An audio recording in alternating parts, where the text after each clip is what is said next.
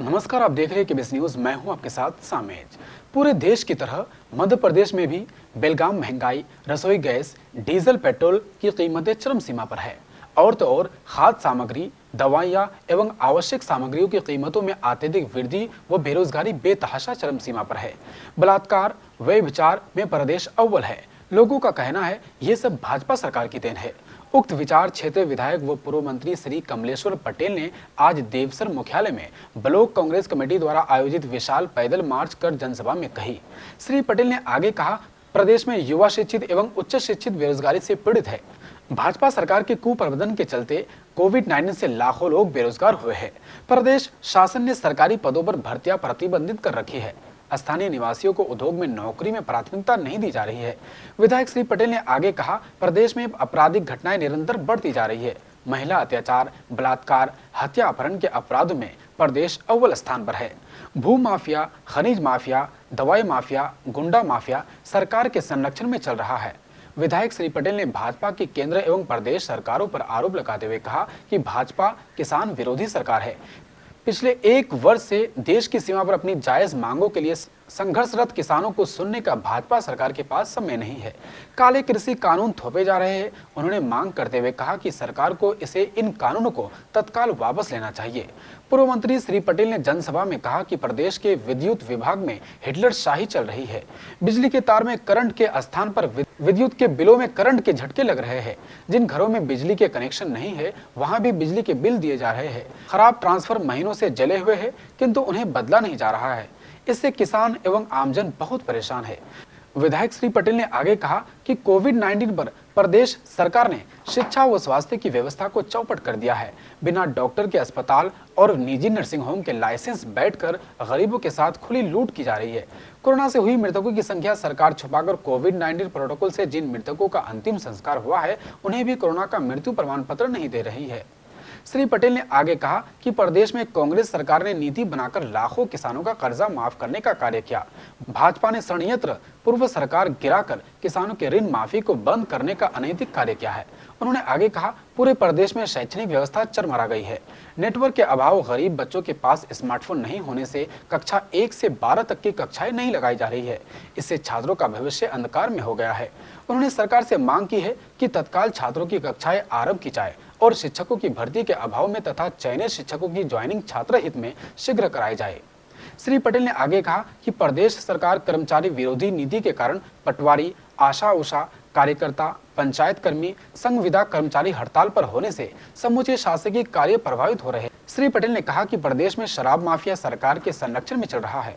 गांव-गांव अवैध शराब की भट्टी संचालित हो रही है, जिससे नौजवान पीढ़ी नशे की गिरफ्त में आ गई है। इन अवैध शराब की दुकानों को जनहित में सख्ती के साथ बंद कराया जाना चाहिए। क्षेत्रीय विधायक श्री पटेल ने शासन से मांग की देवसर उप कोषालय को समाप्त किया है उसे पुनः स्थापित कर आरंभ करे। इसी के साथ देवसर में अपर कलेक्टर कोर्ट की स्थापना की मांग शासन से की। हजारों लोगों ने गगनभेदी नारे लगाते हुए भाजपा सरकार की जन विरोधी नीतियों के विरोध में आवाज बुलंद की। इस मौके पर कांग्रेस कार्यकर्ता अपने हाथों में स्लोगन की तख्ती लिए चल रहे थे, जिसमें महंगाई, बेरोजगारी, कोरोना से लूट, विद्युत की अव्यवस्था इत्यादि विषयों को रेखांकित किया था। करीब 3 किलोमीटर लंबे इस पैदल मार्च का नागरिकों ने जगह जगह पानी पिलाकर फूल मालाओं से स्वागत किया। पैदल मार्च में महिलाओं ने गैस सिलेंडर की अत्यधिक कीमतों में वृद्धि के विरोध करते हुए महिलाओं ने गैस सिलेंडर सिर पर रखकर प्रदर्शन किया। वहीं पेट्रोल की आसमान छूती दरें बढ़ने के विरोध में मोटरसाइकिल को ठेले पर धकेल दिया। शिकायत मिली कि मिट्टी मिला हुआ अनाज मिलता है। क्यों उनको मिट्टी मिला हुआ अनाज मिलता है? कौन ऐसा है व्यक्ति जो मिट्टी मिला के यहाँ सप्लाई करता है? इसकी जांच होनी चाहिए और जो दोषी हो उसको फांसी की सजा होनी चाहिए। ऐसे कसूरवार गरीब के साथ अन्याय करने का किसी को अधिकार नहीं।